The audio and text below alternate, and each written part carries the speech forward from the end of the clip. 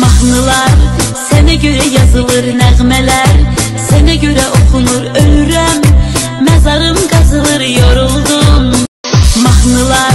sene göre yazılır, nəğmələr sene göre okunur. Ölürəm, mezarım kazılır, yoruldum. dadkaygu diida